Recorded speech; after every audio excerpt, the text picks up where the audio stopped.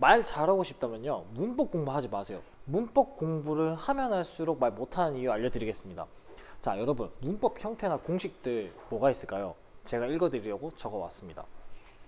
1형식, 2형식, 5형식, 수태식, 가정법, 막 관계대명사, 전치사, 목적격, 보어, 주어 뒤에 자동사 대신 동사원형 B를 대입할 때 이 형식이 되면 주격 보어가 된다. 목적어 플러스 목적격 보어가 수동의 관계일 때는 어떤 동사이든 과거 분사를 쓴다.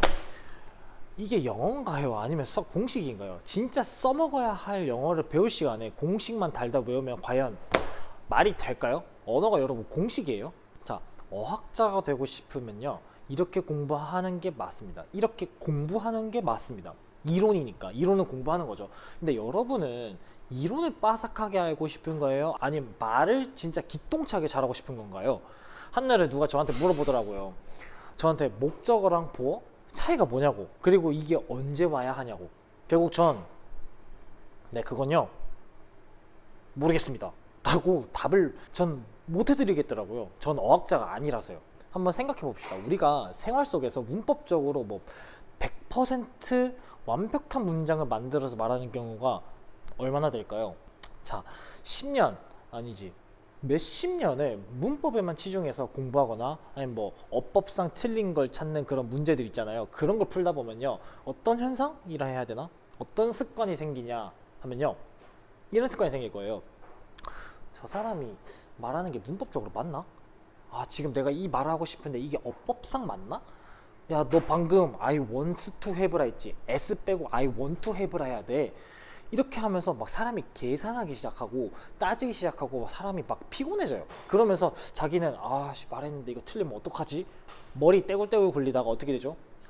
우리가 실컷 한국에서 학교에서 문법 뭐 단어 공부해가 뭐 미국으로 유학을 딱 갔어. 미국인들이랑 뭐 외국인들을 앞에서 막 영어로 잘 말하고 앉아 있는데, 아이고 막 이거 틀리면 어쩌노 막 이렇게 생각하면서 혼자서 생각만 하다가 결국 말 한마디도 못하는 이런 현상과 습관이 생길 거예요. 그래서 문법 공부 해본 적 없는 분들이 더 자신 있게 되겠죠. 왜냐고요? 그런 건 틀린 걸 모르니까, 내가 틀린지. 그런데 지금까지 문법 공부만 한 10년 넘게 해온 우리 같은 사람들은요, 아예 영어 공부를 그렇게 접해보지 않은 사람들보다 이렇게 말을 할 줄 아는 게 더 늦을 수도 있어요. 아마도. 왜냐면은 이미 머릿속에 깊이 문법 머리가 잡혀 있거든요. 거의 뭐 세뇌 수준으로. 차라리 처음 배우신 분들은 겁도 없고 흡수가 훨씬 더 빠르다는 얘기입니다. 나쁘다는 게 아니라 차라리 낫다는 거죠. 이분들은 혹시 자기 무의식 중에 가지고 있을 수도 있는, 이거 영어가 어렵지 않을까 라는 편견만 버리면 됩니다. 어떤 사람이 그러더라고요. 문법에만 빠지면 기형이 된대요. 그러니까 뭔 말이냐면, 우리나라 사람들, 그러니까 조선 당시 우리나라 사람들은 말을 진짜 잘했대요. 그래서 외국인들 한국에 오면은 와, 일본, 중국 사람들이랑 비교해 봤을 때 한국 사람들이 진짜 동양의 어학자라는 별명이 붙을 정도로. 그런데 지금 우리나라 사람들은 왜 말을 못할까요?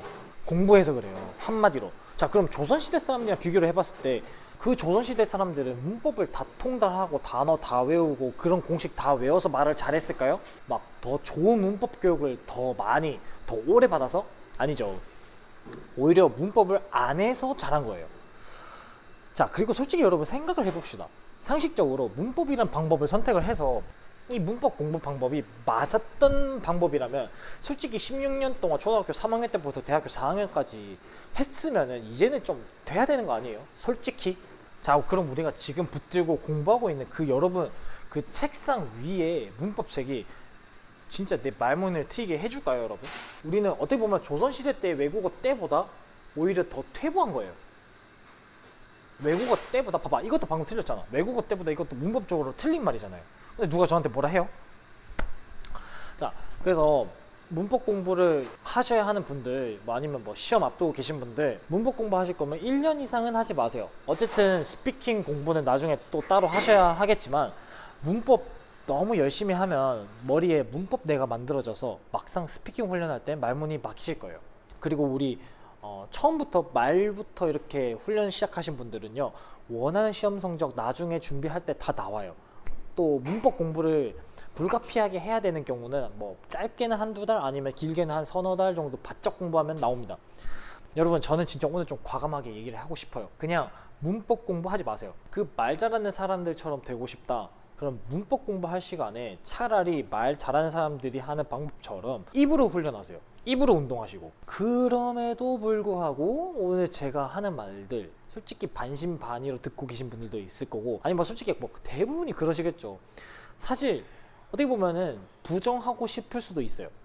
근데 왜 여러분들의 영어가 아직 말문이 안 트였는지 한번 곰곰이 앉아서 생각해 봅시다. 여러분, 우리가 공부한 시간이 부족해서 뭐 선생님들이 모자라서 아니면 뭐 내가 덜 떨어져서 뭐 그럴 수도 있겠지만 아니죠. 그 공부가 잘못된 거예요. 그 공부 자체로는 애초에 되는 문제가 아닌 거예요. 이거는 결국 답은 하나예요.